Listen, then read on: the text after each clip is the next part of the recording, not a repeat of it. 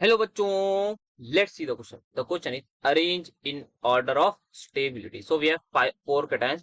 We have to tell their stability. So first of all, let's get understand the key concept that we have to discuss in this particular question in order to get the answer. तो वो हमारे पास use होगा stability of carbocation. तो carbocation is a species जिसपे positive charge होता है. अब positive charge को स्टेबल कैसे करेंगे? उसका पॉजिटिव चार्ज कम करके. वो कैसे करेंगे? उसको इलेक्ट्रॉन्स देके, बिकॉज वो क्या है, इलेक्ट्रॉन डेफिशिएंट है. तो उसको अगर हमने इलेक्ट्रॉन दे दिए तो दैट मीन्स हमारे पास जो है वो उस पर पॉजिटिव चार्ज कम होगा, और जहां पॉजिटिव चार्ज कम होना शुरू हुआ वहां पर स्टेबिलिटी आनी शुरू हो जाएगी. So this is the concept. इस तरीके से हमें देखना होगा. अब यहाँ पे हमारे पास जो है दो तीन फैक्टर्स होते हैं. पहले स्ट्रक्चर ड्रॉ कर लेते हैं, देन वी विल सी. तो एक आध फैक्टर हमारे पास होता है, सबसे इंपॉर्टेंट होता है रेजोनेंस. बट यहाँ पे हम देख पाएंगे किसी में भी कॉन्जुगेशन नहीं. सेकंड आता है हमारे पास फिर हाइपर कॉन्जुगेशन और inductive effect. Because hyperconjugation is bigger factor than inductive effect. तो हम हाइपर कॉन्जुगेशन से ही इस क्वेश्चन को करेंगे. तो चलिए स्टार्ट करते हैं इस क्वेश्चन को करना. तो यहाँ पे हमें सबसे पहले हम देख सकते हैं ये है, इसके बराबर में ये अल्फा कार्बन है. अल्फा कार्बन पर जो हाइड्रोजन होता है उसको कहते हैं अल्फा हाइड्रोजन. तो यहाँ एक अल्फा हाइड्रोजन है, यहाँ पर भी एक अल्फा हाइड्रोजन. तो I am writing one alpha hydrogen, one alpha hydrogen. यहाँ पर हम देख सकते हैं यहाँ पर भी एक अल्फा हाइड्रोजन है. ओके, तो यहाँ पर भी एक अल्फा हाइड्रोजन.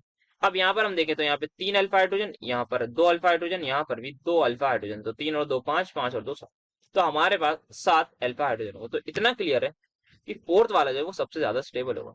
ठीक है. अब देखा है इन तीनों में अल्फा हाइड्रोजन बराबर होगा. अब क्या करें? अब काम आएगा हमारा इंडक्टिव इफेक्ट. तो अब लगाते हैं इंडक्टिव इफेक्ट. तो यहाँ पे ये पूरी क्या है, ये हमारे पास इसको हम कंसिडर कर सकते हैं एल्काइल ग्रुप भी. बिकॉज यहाँ पे क्या है, मिथाइल मिथाइल, यहाँ पे हर जगह CH2 है, यहाँ पर हमारे पास CH2 बॉन्ड है. तो ये क्या शो करेगा, हर तरफ से प्लस आई इफेक्ट शो करेगा. ठीक है, तो ये अच्छी बात है. बट यहाँ पे हम देख सकते हैं this is alkene. And alkene क्या है, इनकी एल्कीन की हाइब्रिडाइजेशन होती है sp2.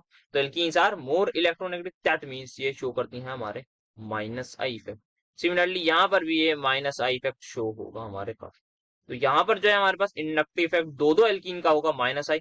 तो मतलब स्टेबिलिटी बहुत कम हो जाएगी. यहाँ पे एक एल्कीन का माइनस आई मतलब स्टेबिलिटी कम, यहाँ पे प्लस आई मतलब इन तीनों में से अगर मैं कंपेयर करूं तो मेरे पास इस वाले की सबसे ज्यादा स्टेबिलिटी होगी, दैट इज थर्ड वाले की. तो थर्ड वाले को मैं लगा दूंगा. अब सेकंड और फर्स्ट में से बात करूं तो मेरा सेकंड है, उसमें एक तरफ से माइनस आई लग रहा है, बट यहाँ पे दो दो तरफ से माइनस आई लग रहा है. मतलब बहुत खतरनाक अनस्टेबिलिटी होगी एज कंपेयर टू सेकंड. तो सेकंड वाला ज्यादा स्टेबल होगा एज कंपेयर टू फर्स्ट. तो this is going to be my order, that is 4 3 2 1. 4 3 2 1. So the final answer is going to be the option number D. Hope you understood it well. Best of